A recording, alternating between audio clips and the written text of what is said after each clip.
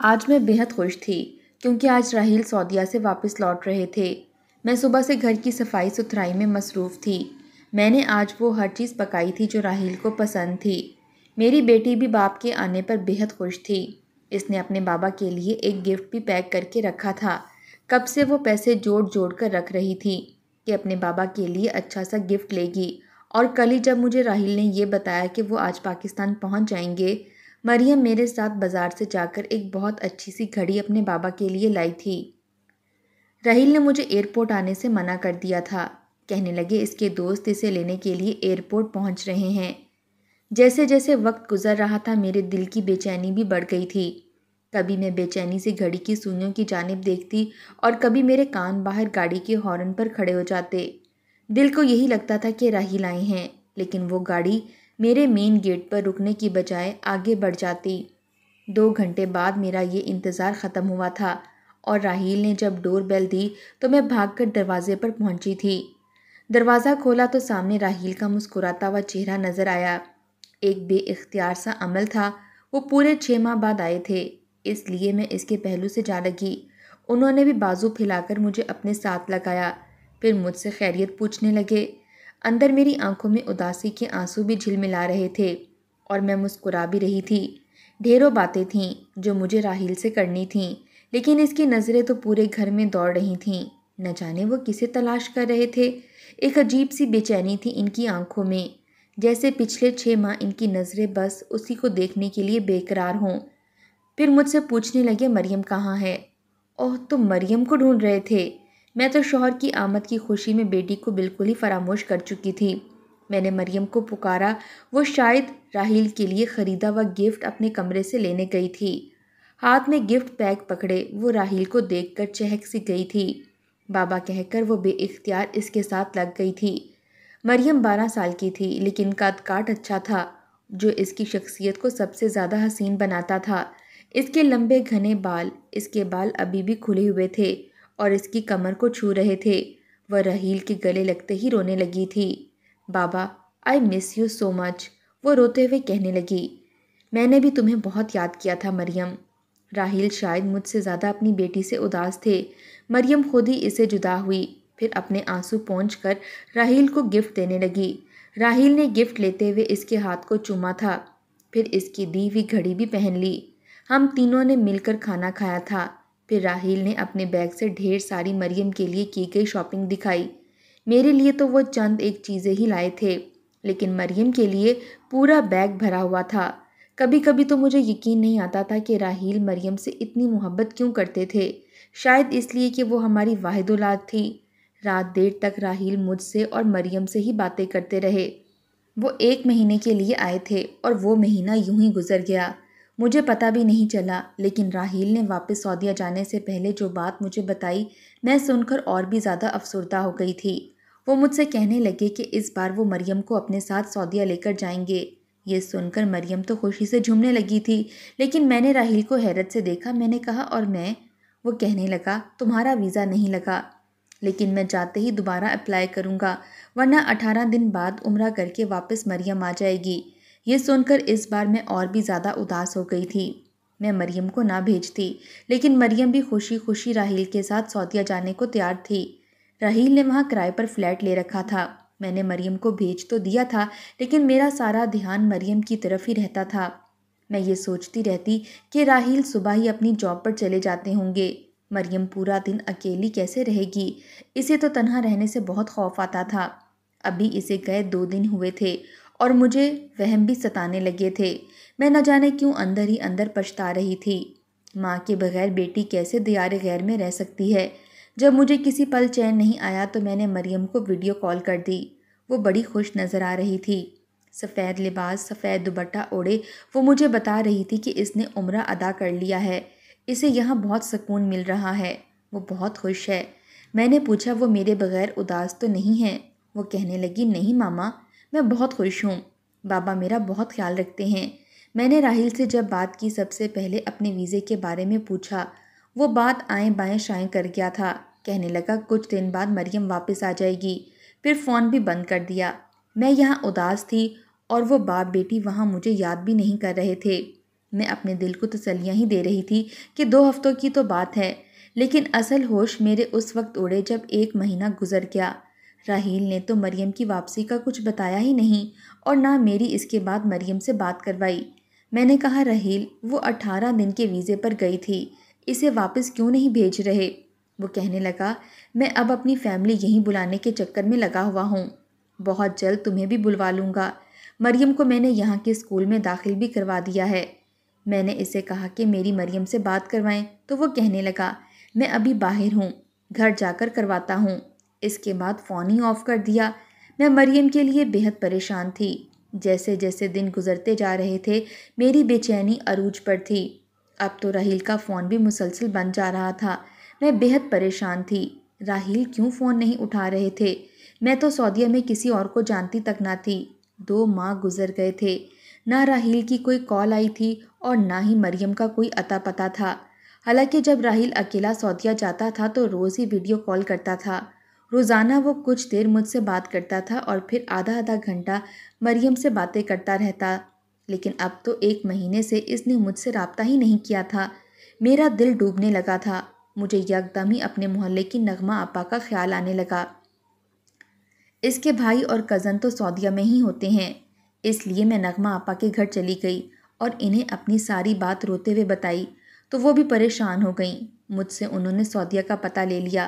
مجھ سے کہنے لگیں کہ وہ یہ پتہ اپنے بھائی کو بتا دے گی اور اسے کہے گی کہ وہ خود اس فلیٹ میں جا کر دیکھے کہ مسئلہ کیا ہے، راحیل کیوں فون پر رابطہ نہیں کر رہا۔ میں نے نغمہ آپا سے کہا کہ وہ جلد از جلد مجھے یہ سب معلوم کر کے بتائیں۔ یہ کہہ کر میں اپنے گھر پر آ گئی۔ 4 دن مزید گزر گئے تھے۔ میں اب بھی راحیل کے نمبر پر کال کر رہی تھی مگر وہ مسلسل بند جا رہا تھا۔ میری بے چینی دن بدن بڑھتی جا رہی تھی، کہیں ان دونوں پر کوئی مصیبت تو نہیں آ گئی۔ میرا دل طرح طرح کے وسوسوں سے گھر چکا تھا۔ تبھی اگلے روز نغمہ آپا میرے گھر آئیں۔ ان کے چہرے کے تاثرات دیکھ کر میرا دل تیزی سے دھڑکنے لگا تھا۔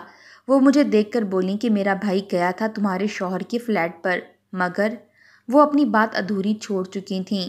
میں نے بے چینی سے ان سے پوچھا تو وہ بولیں جس فلیٹ کا تم نے پتہ دیا تھا وہاں پر تالا لگا ہوا تھا۔ میرا دل ڈوب سا گیا تھا۔ میں نے نغمہ آپا کی منتیں کرتے ہوئے کہا کہ خدا را کسی طرح مجھے مزید معلومات لے کر دیں، کہیں ان پر کوئی مصیبت تو نہیں ٹوٹ پڑی تھی۔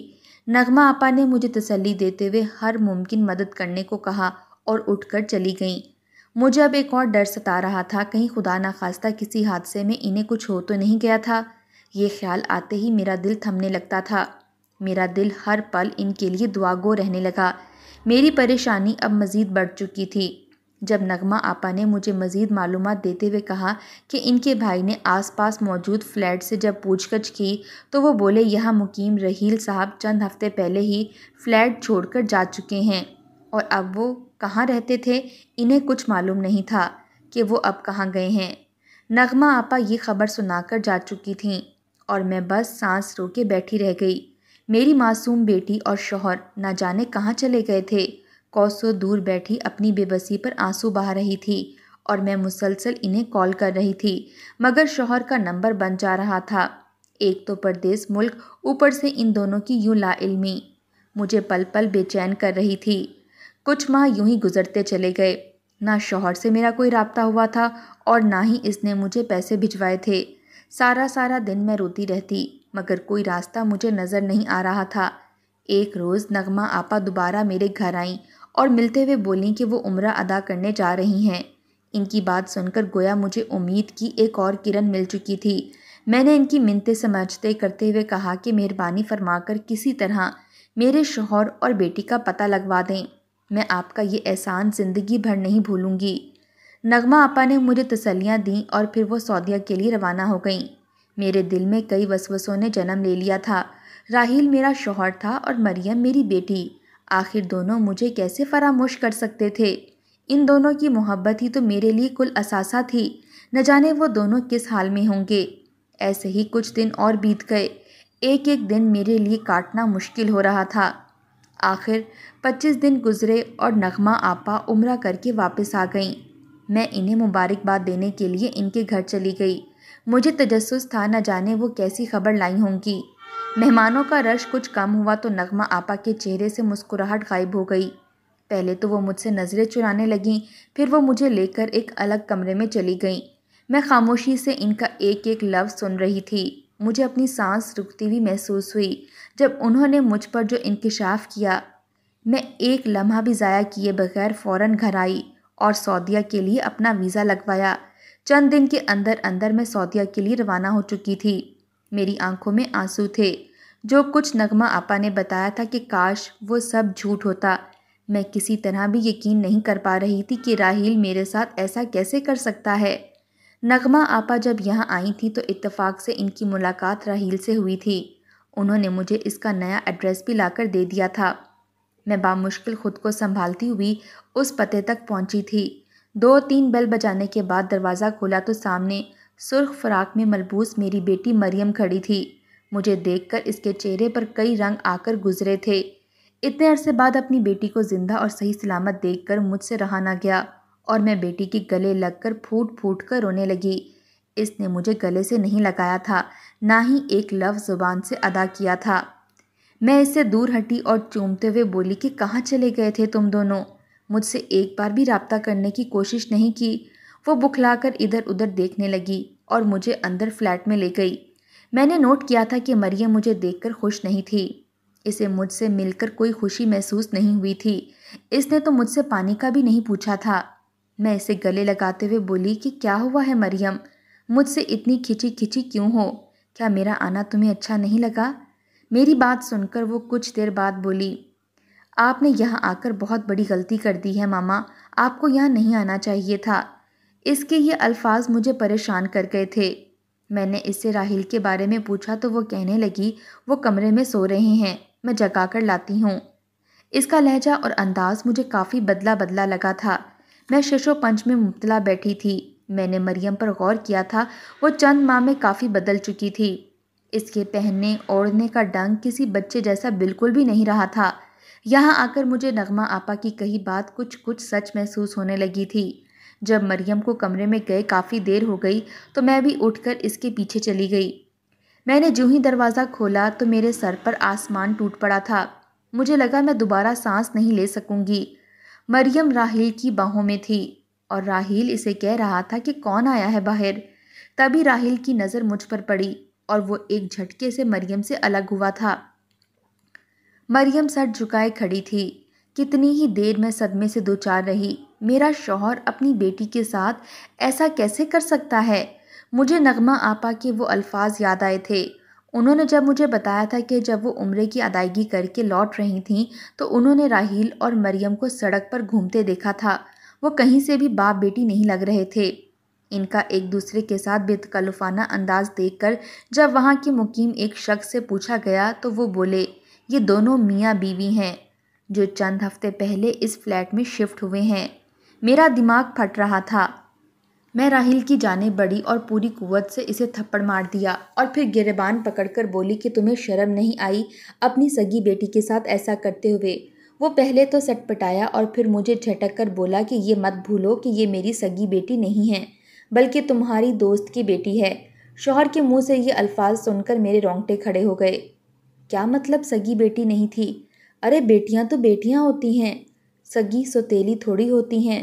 شوہر کی فطرت سے میں واقف تھی، مگر اس کی نیت اپنی منہ بولی بیٹی کے لیے بھی بدل سکتی ہے میں نے کبھی سوچا بھی نہیں تھا۔ مریم روتے ہوئے ایک طرف کھڑی تھی اور پھر روتے ہوئے بولی کہ ماما راحیل نے مجھ سے نکاح کر لیا ہے۔ اس کے یہ الفاظ مجھے تڑپا گئے تھے۔ میں زمین پر گر چکی تھی۔ راحیل کے الفاظ مجھ پر قیامت بن کر ٹوٹے تھے۔ میں نے مریم کی جانب دیکھا، وہ سر جھکائے کھڑی تھی۔ میں نے حیرت سے راحیل کی جانب دیکھا، وہ ایسا کیسے کر سکتا تھا؟ کیا ایک بار بھی اسے میرا خیال نہیں آیا تھا؟ ایک مسلمان ہوتے ہوئے وہ اس معاشرے میں کیسے ایک گناہ کا ارتکاب کر بیٹھا تھا؟ راحیل میری جانب بڑھا اور بولا اب یہی حقیقت ہے، تم تسلیم کرو یا نہ کرو، مگر اب مریم ہی میری بیوی ہے۔ مجھے اس سے تب سے محبت ہے جب سے اس نے ہوش سنبھالا تھا۔ تم میں مجھے کوئی دلچسپی نہیں رہی۔ میں نے اپنا ایڈریس بدلا مگر نہ جانے کیسے تمہیں اس فلیٹ کے بارے میں پتہ چل گیا۔ میں زمین پر بیٹھی رو رہی تھی کہ کیسے یہ شخص ایک مسلمان ہو کر رشتوں کا تقدس پامال کر رہا تھا۔ راحیل مریم کو بازو سے پکڑ کر گھسیٹتے ہوئے وہاں سے دوسرے کمرے میں لے گیا۔ مجھے آج سے 10 سال پہلے کا مناظر یاد آنے لگا۔ میری اپنی کوئی اولاد نہیں تھی۔ ڈاکٹروں کا کہنا تھا کہ میرا شوہر کبھی باپ نہیں بن سکتا۔ میری ایک سہیلی تھی جس سے میں بے حد قریب تھی، مگر ایک روز اس کا اور اس کے شوہر کا بری طرح سے ایکسیڈنٹ ہو گیا۔ بہت بری حالت میں انہیں ہسپتال لایا گیا۔ اس کا شوہر تو مر چکا تھا مگر وہ اپنی آخری سانسیں لے رہی تھی۔ اس کی 2 سالہ بیٹی تھی جسے اس نے میرے حوالے کر دیا۔ آخری سانسوں میں الجھتی میری سہیلی نے اپنی بیٹی کو مجھے سونپ دیا تھا۔ میں نے اسے سینے سے لگا کر پالا تھا۔ وہ مجھے اپنی جان سے بھی زیادہ عزیز تھی، مگر آج جو ہوا وہ میرے لیے کسی طور بھی قابل قبول نہیں تھا۔ وہی بیٹی جو آج 13 سال کی عمر میں میرے شوہر کی بیوی اور میری سوتن بن چکی تھی۔ میں فوراً اٹھی اور مریم کی جانب لپکی۔ میں نے فوراً اسے راحیل سے آزاد کروایا اور اسے پوچھنے لگی۔ میں اسے تصدیق چاہتی تھی اور وہ سر جھکا کر کہنے لگی کہ یہی سچ ہے ماما، میں اب راحیل کی بیوی بن چکی ہوں۔ آپ اب یہاں سے واپس چلی جائیں، مجھے اور راحیل کو اپنی زندگی میں خوش رہنے دیں۔ بیٹی کی یہ الفاظ مجھے مشتعل کر چکے تھے۔ میں اسے تھپڑ مار چکی تھی۔ بغیرت لڑکی، تمہیں شرم نہیں آئی ایسا کرتے ہوئے؟ ایک بار بھی خیال نہیں آیا تم کتنے بڑے گناہ کا ارتکاب کر رہی ہو؟ کیا اس لیے تم راحیل کے ساتھ سعودیہ آئی تھی تاکہ سارے خاندان کی نظروں میں دھول جھونک کر یہ سب کر سکو؟ راحیل غصے سے میرا بازو بھینچ کر مجھے کمرے میں دھکا دے چکا تھا اور پھر اگلے ہی لمحے میرا سر میز کے کونے پر جا لگا۔ سارا منظر دھندلا سا گیا تھا۔ میرا سر چکرا رہا تھا۔ خون کی ایک پھوار پھوٹ کر میرا چہرہ بھگو چکی تھی۔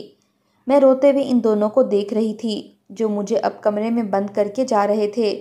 میری بیٹی کی آنکھوں میں بے بسی تھی جو اس پل مجھے دکھائی دی تھی۔ کچھ تو تھا جو ابھی بھی مجھ سے مخفی تھا۔ میرا شوہر اتنا شفاق دل ہو سکتا تھا میں سوچ بھی نہیں سکتی تھی۔ درد کی ٹیسیں میرے دماغ پر حاوی ہو چکی تھیں۔ کاش یہ سچ جانے سے پہلے ہی میں اس دنیا سے رخصت ہو جاتی۔ کچھ دیر بعد کمرہ کھلا اور مریم اندر داخل ہوئی۔ میرے لیے کھانا لائی تھی۔ مجھے اپنے ہاتھ سے کھانا کھلایا، مجھ سے کہنے لگی ماما میرا کوئی قصور نہیں ہے، آپ کی طرح میں بھی بالکل بے بس تھی۔ میں نہیں جانتی تھی کہ میں آپ کی سگی بیٹی نہیں ہوں۔ راحیل مجھے جب یہاں لے کر آئے تو عمرے کے بعد بھی ان کی نظریں مجھ پر مکمل طور پر بدل چکی تھیں۔ جب انہوں نے مجھے میری پوری حقیقت بتائی کہ میں آپ دونوں کی سگی بیٹی نہیں ہوں تو میں بہت روئی تھی۔ مجھے اس بات پر یقین نہیں آ رہا تھا۔ میں اسی صدمے میں تھی جب راحیل نے مجھ پر ایک اور بم پھوڑ دیا۔ کہنے لگے کہ انہوں نے کبھی بھی مجھے اپنی بیٹی سمجھا ہی نہیں۔ جب میں بڑی ہوئی تو میں انہیں اچھی لگنے لگی تھی اور انہیں مجھ سے محبت ہو گئی تھی۔ جب میں 10 سال کی تھی وہ تبھی سوچ چکے تھے کہ وہ مجھ سے شادی ضرور کریں گے۔ میں قسم کھا کر کہتی ہوں ماما میں ان کی نیت اور ارادے سے واقف نہیں تھی۔ کچھ دن بعد ہی راحیل نے مجھ سے کہا کہ وہ مجھ سے نکاح کرنا چاہتے ہیں۔ یہ سن کر تو میرے ہوش اڑ گئے تھے۔ میں نے کہا آپ کو شرم نہیں آتی یہ سب کہتے ہوئے؟ آپ میرے سگے باپ نہیں ہیں، تب بھی میں نے ہمیشہ آپ کو اپنا باپ سمجھا ہے۔ میں کیسے آپ سے شادی کر سکتی ہوں؟ آپ مجھے واپس ماما کے پاس پاکستان بھیج دیں۔ لیکن جو شرمناک بات انہوں نے مجھ سے کی میں سوچ بھی نہیں سکتی تھی۔ وہ کہنے لگے کہ اگر تم نے مجھ سے نکاح نہیں کیا تو میں بنا نکاح کے ہی تم سے تعلق قائم کر لوں گا۔ میں تمہیں کبھی بھی پاکستان نہیں بھیجوں گا۔ اگر تم نے احتجاج کیا تو تم سے زبردستی بھی کروں گا، بہتر ہے تم سیدھے طریقے سے مان جاؤ، میں تمہیں بہت خوش رکھوں گا۔ یہ کہہ کر وہ رونے لگی۔ کہنے لگی آپ سوچ بھی نہیں سکتی کہ ماما میں کس اذیت سے گزر رہی ہوں۔ دنیا کو شاید یہ نظر آتا ہے کہ میں خوش ہوں لیکن میں خوش نہیں ہوں۔ میں مسلسل ایک اذیت میں ہوں، لیکن میرے پاس یہاں سے خلاصی کا کوئی راستہ نہیں ہے۔ اپنی بیٹی کی بات سن کر میں اسے اپنے ساتھ لگائے چپ کروانے لگی۔ عورت ہر حال میں مجبور ہوتی ہے۔ راحیل گھر پر نہیں تھا۔ میں اپنی بیٹی کو لے کر پولیس اسٹیشن لے گئی۔ وہاں جا کر ساری سچائی بتائی۔ راحیل گرفتار ہو چکا تھا۔ میں اپنی بیٹی کو لے کر واپس پاکستان آ گئی۔ گھر میرا اپنا ذاتی تھا۔ میں پڑھی لکھی بھی تھی، اس لیے ایک جاب کرنے لگی۔ اپنی بیٹی کو بھی دوبارہ اسکول میں داخل کروا دیا۔ اسے یہ کہا کہ وہ ماضی کو برا خواب سمجھ کر بھول جائے۔